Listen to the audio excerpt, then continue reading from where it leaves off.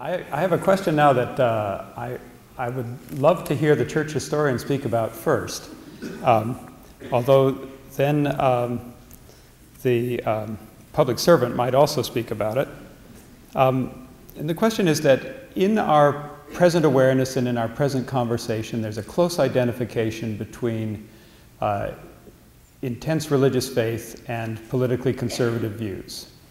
And I'm curious if this has always been so in American life. Have communities of faith typically allied themselves with conservative politics through American history, or have communities of faith also been allied historically with progressive politics? Somebody once asked me why I'm an historian, and I quoted a British historian. Why are you a historian? Because I find the world so very odd, and I wonder how it got that way. And I think it's very odd that we have the concept that this prophetic tradition, which is, who started hospitals? Nuns, church people. Who started, finally, abolition of slavery was an evangelical movement in England more than anything else, combined with property interests and all the rest. But it was there. And I think I want to implicitly criticize the assumption of your question, because the people whose great-grandchildren now are considered the Christian right, classic evangelicalism, did an awful lot of reform. In fact, even Prohibition started out as a social reform in a time when there was nothing else, and at every mine, every factory, there was a saloon, and Daddy got his salary and got drunk and so on. And they started it. It later on got different. They got mad at the drunk instead of at the system. But abolition, sure, most churches were against it, but when it came, you go to Oberlin College and you set up revivalists who did all this. Great book by Timothy Smith, Revivalism and Social Reform. They started it. They did it on very different kinds of ways. Something went wrong in recent times, but I'm kind of a cheery type.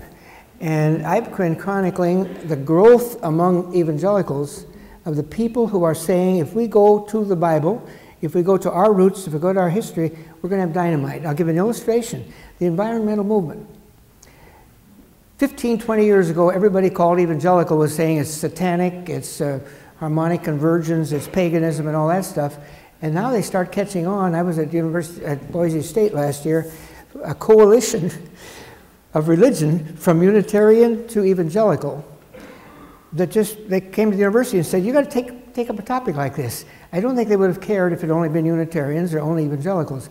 But once they get that going, they're going to find a lot of treasures on which to work. Isn't that odd? I don't have much to add to that. I think that it was in the 1970s, the moral majority and the Christian voice and so on that started saying that's what Christians were, and a whole lot of people in politics got scared away. They didn't want to talk about it. I remember watching how, oh yeah, those people, meaning people of faith, we don't want to talk about them in politics because they're dangerous nuts. People who were really scaring people and saying, we can't talk about this, we can't do this, government should never do that. It was a very, very narrow right wing. Matter of fact, Paul Simon, a former U.S. Senator I worked for when I was in college for a year, and I remember he wrote a column on Christian Voice, had done morality ratings on members of Congress back in the late 70s. He was a son of a Lutheran minister. He got a 10. Bob Edgar, who's a Methodist minister, now had a Common Cause, was a member of Congress. He got a 0. John Buchanan, a Baptist minister from Alabama, he got a 0. And Richard Kelly, who was a congressman from Florida, who got a 100% morality rating, he had just been convicted in the Abscam bribery scandal at the time. And the types of things they decided were the moral issues, and this seems kind of strange now, but maybe it's coming back now, is there was at that time, there was Department of Health, Education, and Welfare, and during the Carter administration, they created a Department of Education.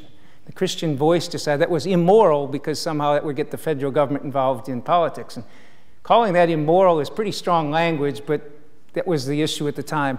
So I think that until that time, as Dad mentioned, much of progressive politics came from people of faith who had concerns about others. And I think it's coming back to the point now where there are people on every corner of religious spectrum are coming into just about every corner of the political spectrum.